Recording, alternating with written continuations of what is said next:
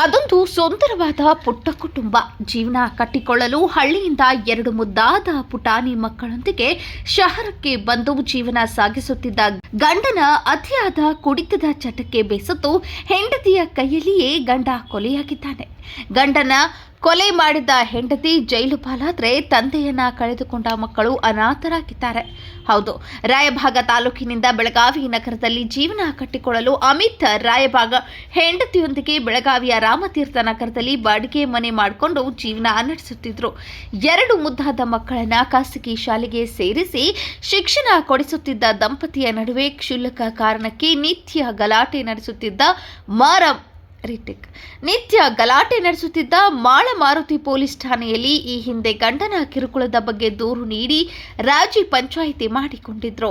Amit TV repair ಮಾಡುತ್ತಿದ್ದರೆ ಹೆಂಡತಿ ಆಶಾ ಗಾರ್ಮೆಂಟ್ಸ್ನಲ್ಲಿ ಕೆಲಸ ಮಾಡ್ತಿದ್ರು. ಕಳೆದೊಂದು ವಾರದಿಂದ ಅಮಿತ್ ವಿಪರೀತವಾಗಿ ಕುಡಿದು ಬಂದು ಗಲಾಟೆ ಮಾಡ್ತಿದ್ದ. ಇದರಿಂದ ಬೇಸತ್ತ ಮನೆಯ ಮಾಲೀಕರು ಮನೆ ಖಾಲಿ ಮಾಡುವಂತೆ ತಿಳಿಸಿದ್ರು. ಇದರಿಂದ ಮನೆಯಲ್ಲಿನ ಸಾಮಗ್ರಿಗಳನ್ನ ನಿನ್ನೆ ರಾತ್ರೋರಾತ್ರಿ ಹೊರಹಾಕಿ ಮನೆಯ ಕಿಟಕಿ ಗಾಜುಗಳನ್ನ ಒಡೆದು ಅಮಿತ್ ಆಶಾಳ ಜೊತೆಗೆ ಮತ್ತೆ ಜಗಳ ಮಾಡಿದ್ದಾನೆ. ಮನೆಯಲ್ಲಿದ್ದ ಹರಿತದ ಆಯುಧದಿಂದ ಗಂಡನಿಗೆ ಹಾಕಿ ಕೊಲೆ ಮಾಡಿದ ಆಶಾ ತನ್ನ 2 ಮಕ್ಕಳೊಂದಿಗೆ ಬೀಗ ಹಾಕಿಕೊಂಡು ಪರಾರಿಯಾಗಿದ್ದಳು. ವಿಷಯ ತಿಳಿಯುತ್ತಿದ್ದಂತೆ ಮಾಳಮಾರುತಿ ಪೊಲೀಸರು ಕೊಲೆ ಮಾಡಿದ ಆಶಾಳನ್ನ ಬಂಧಿಸಿದ್ದಾರೆ. ಗಂಡ ಅಮಿತ್ ನಿತ್ಯ ಕುಡಿತದ ಚಟದಿಂದ ಹೆಂಡತಿ ಆಶಾ ಜೊತೆಗೆ ಗಲಾಟೆ ಮಾಡ್ತಿದ್ದ. ಇವರಿಗೆ 1 ಗಂಡು 1 ಹೆಣ್ಣು ಮಗುವಿದೆ. ಕಳೆದ 2 ತಿಂಗಳು ಹಿಂದೆಯೇ ರಾಮತೀರ್ಥ ನಗರದಲ್ಲಿ ಬಾಡಿಗೆ ಮನೆ ಮಾಡಿದ್ರು. ಇವರ ಸಂಸಾರ ಹಾಗೂ ಕೊಲೆಗೆ ಸಾರಾಯಿ ಕುಡಿತವೇ ಕಾರಣವಾಗಿದೆ. ತಮ್ಮನ ಮಗನಿಗೆ ನನ್ನ ಮಗಳು ಆಶಾನ ಕೊಟ್ಟು ಕಳೆದ 10 ವರ್ಷದ ಹಿಂದೆಯೇ ಮದುವೆ ಮಾಡಿಕೊಟ್ಟಿದ್ದೆವು. ಅಮಿತ್ ಗಂಡ ಕುಡಿದು ಗಲಾಟೆ ಮಾಡುತ್ತಿರುವ ವಿಷಯವನ್ನ ನನ್ನ ಮಗಳು ನಮ್ಮ ಗಮನಕ್ಕೆ ತಂದಿದ್ದಳು. ನಿತ್ಯ ಗಂಡ ಕುಡಿದು ಬಂದು ಗಲಾಟೆ ಮಾಡುತ್ತಿದ್ದ. ಇದಕ್ಕೆ ಮನನೊಂದ ಹೆಂಡತಿ ಆಶಾ ಕೊಲೆ ಮಾಡಿದ್ದಾಳೆ. ಆಶಾನನ್ನ ಮಾಳಮಾರುತಿ ಪೊಲೀಸರು ಬಂಧಿಸಿ ವಿಚಾರಣೆ ನಡೆಸಿದ್ದಾರೆ. ಒಟ್ಟಾರೆ ಸುಂದರ ಸಂಸಾರದಲ್ಲಿ ಬಿರುಕು ಮೂಡಿಸುವಂತೆ ಮಾಡಿದ್ದು ಸಾರಾಯಿ, ದುಶ್ಚಟಕ್ಕೆ ಗಂಡ ಶಿವನ ಪಾದ ಸೇರಿದ್ರೆ ಪತ್ನಿ ಹಿಂಡಲ್ಗ ಜೈಲು ಪಾಲಾಗಿದ್ದಾರೆ. ಮಕ್ಕಳು ತಂದೆ ತಾಯಿಯನ್ನ ಕಳೆದುಕೊಂಡು ಅನಾಥರಾಗಿದ್ದಾರೆ. ಇದು ಗಂಡ ಹೆಂಡತಿ ಜಗಳನೇ ಸರ್, ಮೊದಲಿಂದ ಶುರುವಾಗಿದ್ದು. ಹಾಗಾಗಿ ಈ ಥರ ಮೊದಲಿಂದನೂ ಆಗ್ತಾ ಇತ್ತು. ಹಾಗೆ ಈಗ ಸ್ವಲ್ಪ ಜಾಸ್ತಿ ಆಗಿತ್ತು. ಆಮೇಲೆ ಪೊಲೀಸ್ ಸ್ಟೇಷನ್ ಎಲ್ಲ ಹೋಗಿ ಅದೆಲ್ಲ ಮತ್ತೆ ಮುಗಿದಿತ್ತು ಸರ್.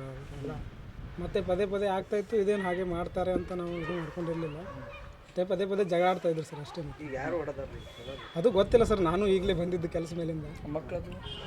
ಮಕ್ಕಳದ ಅವರು ಅಮ್ಮನ ಹತ್ರ ಇದ್ದಾರೆ ಸರ್. ಅಲ್ಲಿ ಸ್ಟೇಷನ್ ಎಲ್ಲಿದ್ರು ಗೊತ್ತಿಲ್ಲ. ಗಂಡ ಹೆಂಡತಿ ಇದ್ರು ಕೂಡಿದ್ರು ಬೇರೆ ಬೇರೆ ಕೂಡೇನೇ ಇದ್ರು ಸರ್, ಕೂಡೇನೇ ಇದ್ರು, ಜಗಳ ಆಡ್ತಾಯಿದ್ರು. ಮತ್ತೆ ಕೂಡೇನೆ ಇರ್ತಿದ್ರು. ಆ ಸ್ಕೂಲ್ಗೆ ಇಲ್ಲೇ ಹೋಗ್ತಾಯಿದ್ರು ಹುಡುಗರು, ಲಿಟ್ಲ್ ಸ್ಕೂಲ್ಗೆ ಎಲ್ಲ ಆಗ್ತಾಯಿದ್ರು. ಆಮೇಲೆ ಇವರು ಏನು ಕೆಲಸ ಮಾಡ್ತಿದ್ರು? ಪೊಲೀಸ್ ಸ್ಟೇಷನ್ಗೆ ಒಂದು ಮಾಹಿತಿ ಬಂದಿದೆ. ಈ ಏರಿಯಾದಲ್ಲಿ ನಿನ್ನೆ ರಾತ್ರಿ ಒಂದು ಮರ್ಡರ್ ಆಗಿದೆ. ಇದರಲ್ಲಿ ಹೆಂಡತಿ ಅವರು ಹಸ್ಬೆಂಡ್ ಮೇಲೆ ಅವರು ಮರ್ಡರ್ ಮಾಡಿದರೆ ಸ್ಟ್ರ್ಯಾಂಗ್ಯುಲೇಷನಿಂದ. ತಕ್ಷಣ ಅವ್ರ ಮಾಹಿತಿ ಬಂದ ಮೇಲೆ ನನ್ನ ಪೊಲೀಸ್ ಟೀಮ್ ಇಲ್ಲಿ ಬಂದಿದ್ದಾರೆ ಮತ್ತು ವಿಚಾರ ಅವರು ಶುರು ಮಾಡಿದ್ದಾರೆ.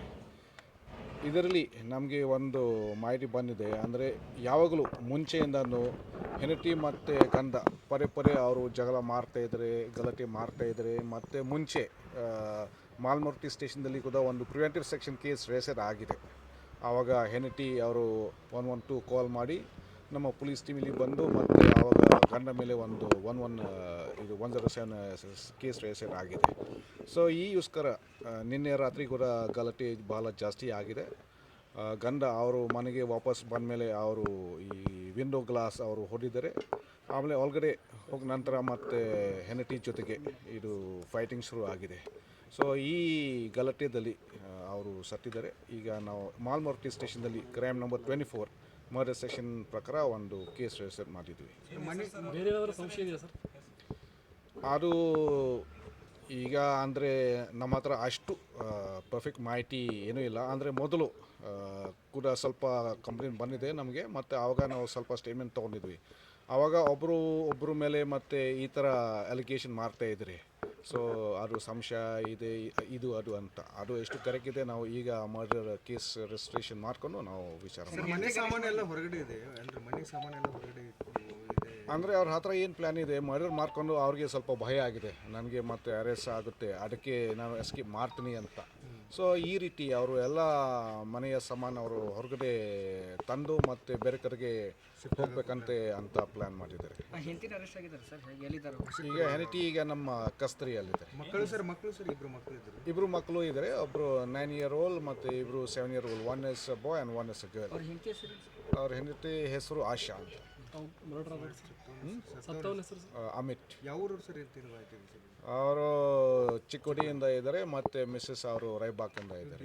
ಏನು ಕೆಲಸ ಮಾಡಿದ್ರು ಸರ್? ಡಿಸೀಸ್ ಅವರು ಅಂದರೆ ಅದು ಪರ್ಮನೆಂಟ್ ಕೆಲಸ ಏನೂ ಇಲ್ಲ, ಆದರೆ ಜಾಸ್ತಿ ಇದು ಸೆಕ್ಯೂರಿಟಿ ಗಾರ್ಡ್ ಕೆಲಸ ಥರ ಅವರು ಮಾಡ್ತಾ ಇದ್ದಾರೆ.